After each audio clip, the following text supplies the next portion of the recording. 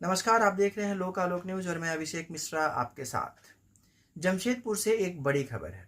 आज NH-33 के किनारे गांदरबेड़ा स्थित 10th माइल स्टोन एक होटल है, जहां एक युवा कारोबारी निखार सबलोग की दिन दहाड़े गोली मारकर हत्या कर दी गई है।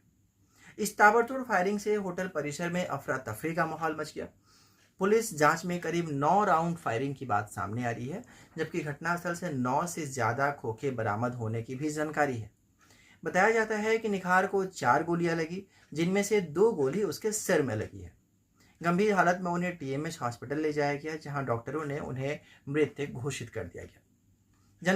जानकारी के मुताबिक निखार कदमा स्थित विजया हेरिटेज के रहने वाले बताए जाते हैं। बताया जा रहा है कि घटना वाले दिन वह अपने 4 साथियों के साथ 10th माइल स्टोन पहुंचे थे। उनके साथी गाड़ी में ही मौजूद थे, जबकि निखार होटल के अंदर कुछ लोगों से जमीन से जुड़े मामले को लेकर बातचीत करने चले गए। पुलिस अब उनके साथ मौजूद चारों लोगों से भी पूछताछ कर रही है।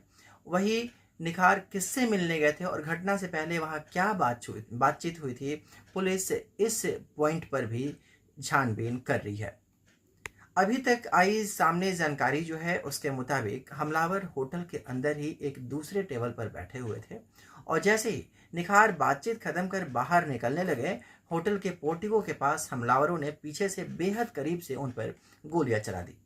निखार को संभलने तक का मौका नहीं दिया गया। फायरिंग के बाद हमलावर मौके से फरार हो गए। पुलिस ने घटनास्थल से मिले खोखों और गोलियों को जांच के लिए सुरक्षित रखा है।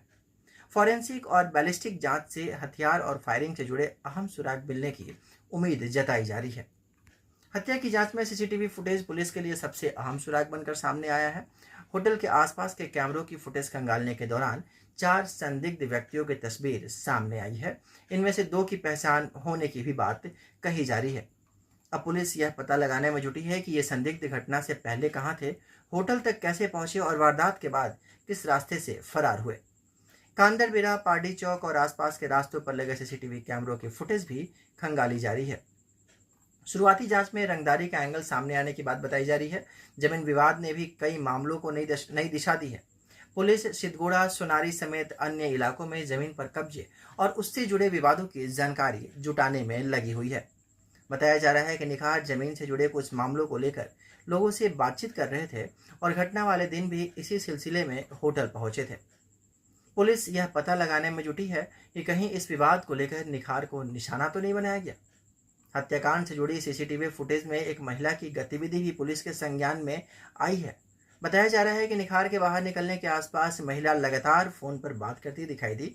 वह कुछ देर बाद अंदर जाती नजर आई और इसके थोड़ी ही देर बाद फायरिंग की घटना शुरू हो गई। हालांकि पुलिस ने अभी तक महिला की भूमिका या हत्या से उसके किसी संबंध की आधिकारिक पुष्टि नहीं की है, लिहाजा इस पहलू को फिलहाल जांच का हिस्सा माना जा रहा है। वहीं दूसरी तरफ पुलिस अब CCTV फुटेज के साथ ही call detail record, call log, mobile location और टावर डंप डाटा को भी खंगालने की तैयारी कर रही है।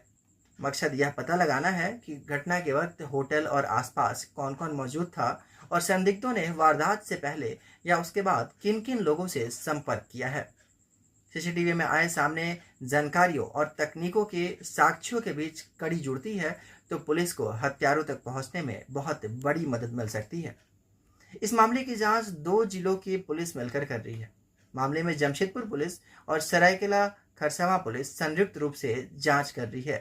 पुलिस का फोकस अब हत्या की असली वजह, हमलावरों की पहचान और वारदात के पीछे साजिश रचने वालों तक पहुंचने की टारगेट है।